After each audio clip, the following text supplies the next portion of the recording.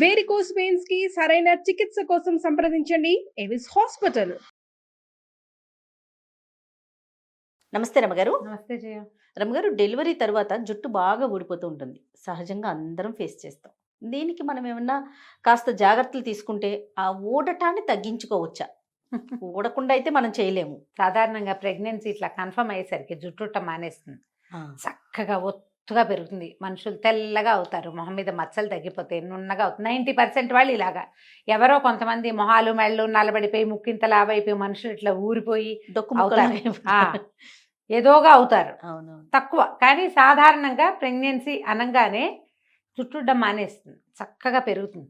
నున్నగా ఉంటుంది. తలకట్టు బారెడు కూడా పెరిగే వాళ్ళు ఉంటారు. చక్కగా వస్తుంది. ఈ డెలివరీ అయ్యేసరికి 5వ నెల 6వ నెల వచ్చేసరికి జుట్టు ఊడిపోవటం మొదలవుతుంది. ఊగొట్టేసరికి జుట్టు ఊడిపోతుంది అంటారు. పిల్లలు ఊగొట్టం 4-5 నెలలు వచ్చేసరికి ఊ అని కవిస్తూ ఉంటారు వాళ్ళే. ఆడెప్పుడు ఊ అన్నాడో అప్పుడు మన జుట్టు పాత రోజుల్లో అలాగే చెప్పేవాళ్ళు.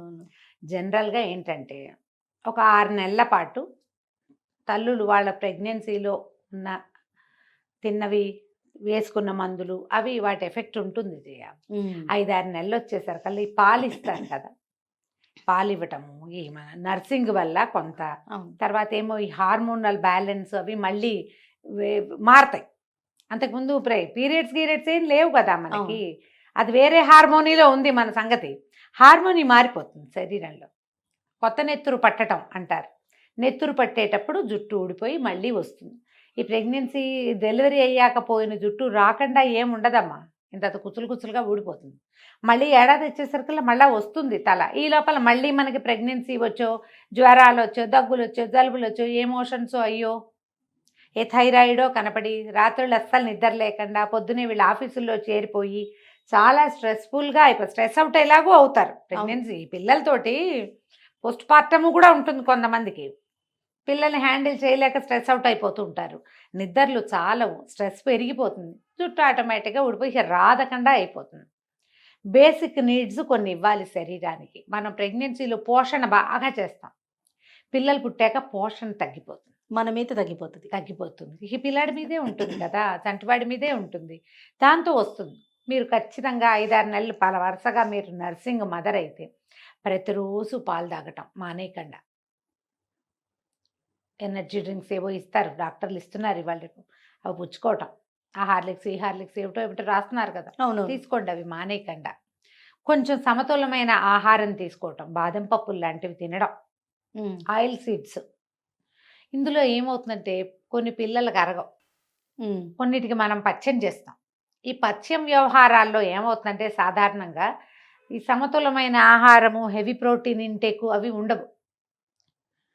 ఐరన్ లాస్ ఆటోమేటిక్గా జరిగిపోతుంది. ఈ లోపల పీరియడ్స్ వచ్చేసినాయి అనుకో, ఆటోమేటిక్ ఐరన్ లాస్.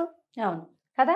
ఇన్ని కారణాల వల్ల ఊడిపోతుంది జుట్టు. మీరు ఖచ్చితంగా ఐరన్ రిచ్ ఫుడ్ తినడము, ఐరన్ విత్ జింక్ ఏదైనా తీసుకోవటము, రాగి మాల్ట్ లాంటివి తీసుకోవటము, తర్వాత డాక్టర్కి చెప్పి నాకు వీక్ ఫీలింగ్ ఉంది, లేకపోతే నాకు నిద్ర పట్టట్లేదు, నాకు జుట్టు ఊడిపోతుంది, ఇలాంటివి చెప్పి జనరల్ మెడిసిన్ కూడా ఒకటి తీసుకోవటము ఏదైనా చేస్తే మీకు జుట్టు పుట్టడం కొంత ఆగుతుంది. పోయిన జుట్టు మళ్ళీ వస్తుంది. ఓకే, సాధారణంగా వస్తుంది. రాకపోవటం ఏముండదు. మనకేంటంటే ఊడిపోయింది కనపడుతుంది, నెత్తి మీద మొలుస్తున్నది ఏం కనిపిస్తుంది, అది బాగా కిందకు వచ్చేదాకా మనకు తెలియదు జుట్టు లావెక్కింది అనే సంగతి. నెత్తి మీద ఉంటుంది కదా. ఇలా మనం ఆహారం విషయంలో కొంచెం మెడిసిన్ ఏదైనా కూడా మల్టీవిటమిన్ లాంటివి తీసుకోవటము. కొంతమంది ఏడాది ఎన్నర్థం వచ్చాక కూడా పాలిచ్చే వాళ్ళు ఉంటారు. వర్క్ చేస్తూ కూడా ఫీడ్ చేస్తున్న మదర్స్ కనపడతారు. పాలు తీసి పెట్టడం. ఇప్పుడు వచ్చిందిగా అవకాశం, పాల ప్యాకెట్లు పంప్ చేసేసి తీసి పెట్టడము, అవే పట్టుకుంటూ ఉండటం. పిల్లలకి పంప్ చేస్తున్నాము అంటే లోపల నుంచి బయటకు రావటమే కదమ్మా. అంతేగా. మీరు ఐరన్ లాసు, కాల్షియం లాసు, ఇంకేదో విటమిన్ లాసు ఆటోమేటిక్గా అయిపోతూ ఉంటాయి. దాని ఇంటేక్ కూడా ఏదైనా ఉండాలిగా. ఆమె నర్సింగ్ మదర్ అని స్టార్ట్ చేయండి డాక్టర్తో చెప్పినప్పుడు. నేను ఇవి ఫీల్ అవుతున్నాను, ఫెటిగ్, నువ్వు ఫీల్ అవుతావు, అలసట వల్ల జుట్టు ఊడిపోతుంది.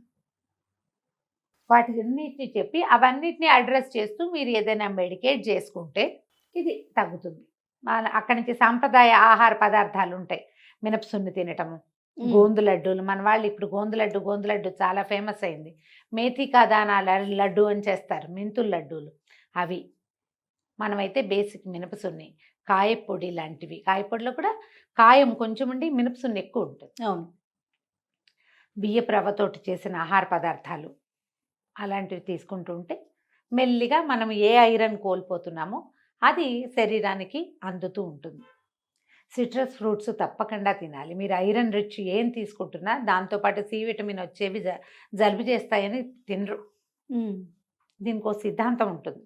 మనం మధ్యాహ్నాలు తినాలి సిట్రస్ ఫ్రూట్స్, సాయంకాలం ఎప్పుడు తినద్దు. ఇప్పుడు కూడా మనం తినకూడదు. మామూలుగా కూడా ఏ పళ్ళైనా సాయంత్రం పూట నో, రాత్రిపూట నో. మధ్యాహ్నం పూట తింటే సిట్రస్ ఫ్రూట్ వల్ల మీకు జలుబు చేయదు. మీకు నర్సింగ్ మదర్ అవటం వల్ల పిల్లాడికి జలుబు చేస్తుందేమో, మనం కమలా పళ్ళు తింటే, మనం బత్తాయిలు తింటే ఎలా డౌట్లు వస్తాయి. అవును. అలా అవ్వదు. మీరు మధ్యాహ్నం తింటే మీకు కావాల్సిన సి విటమిన్ అందుతుంది. మీ పాల ద్వారా పిల్లాడికి కూడా ఏదో కొంత అందటానికి అవకాశం ఉంటుంది. పగలు తీసుకోండి. అన్ని రకాల సీజనల్ ఫ్రూట్స్ తినండి పొద్దుటిపూట. యాపిల్స్, తర్వాత ఈ కమలాలు ఇవి వస్తాయి, మన సీతాఫలాలు లాంటివి వస్తాయి. సపోటాలు తినచ్చు చక్కగా, జామ పళ్ళు తినచ్చు, ఏవైనా బపాస పళ్ళు తినచ్చు. బొప్పాస వల్ల పాలు పెరుగుతాయి, మీకు ఒంటికి కావాల్సిన కొన్ని రకాల విటమిన్స్ అండ్ మినరల్స్ కూడా అందుతాయి. ఆహారం విషయంలో కనుక మీరు ఇంటేక్ జాగ్రత్తగా చేస్తే రాగి మాల్ట్ అసలు వదిలిపెట్టద్దు. డెలివరీ అయ్యాక తీసుకోండి, పిల్లలకి ఇస్తాం, మనం కూడా తీసుకోవాలి. ఏమన్నా జొన్న రొట్టెలు, గోధుమ రొట్టెలు తినే అలవాటు ఉంటే శుభ్రంగా అవి కూడా తినచ్చు. కూరలు తింటాము, తర్వాత ఏమంటారు పచ్చివి మన మొలకలు తింటాము, పళ్ళు తినటము, అవి మానకుండా ఉంటే మీకు కావాల్సింది అంది. పిల్లలకి పాలు ఉంటాయి, మీకు నెత్తి మీద జుట్టు కూడా ఉంటుంది. జుట్టు ఊడిపోవటాన్ని మీరు ఎప్పుడైతే తెలుసుకున్నారో అప్పుడే మీరు డాక్టర్ని సంప్రదిస్తే ఇంకా కొంచెం బెటర్ రిజల్ట్స్గా కూడా ఉంటాయి. ఏవో తెచ్చుకుని ఇప్పుడు రాసుకుంటున్నారు రకరకాల ఆ నూనెలు, ఏ నూనెలు, ఏ నూనెలు అయినా పైన రాస్తే ఏం అవ్వదు, లోపల నుంచి కొంత పడాలి. అది కూడా చేయండి. రెండు కలిస్తే బాగుంటుంది, మీకు రిజల్ట్ బాగుంటుంది. ఇది చాలా సహజమైనది అనుకోండి, హాయిగా ఉంటుంది. మనసుకు ప్రశాంతత, టెన్షన్ ఫీల్ అవ్వకూడదు. అందరికీ ఊడిపోతుంది, ఎవరైనా ఇంతే. ఇలా ఆలోచించండి, హాయిగా ఉంటుంది. రైట్ రమ్మగారు, నమస్తే. నమస్తే చే.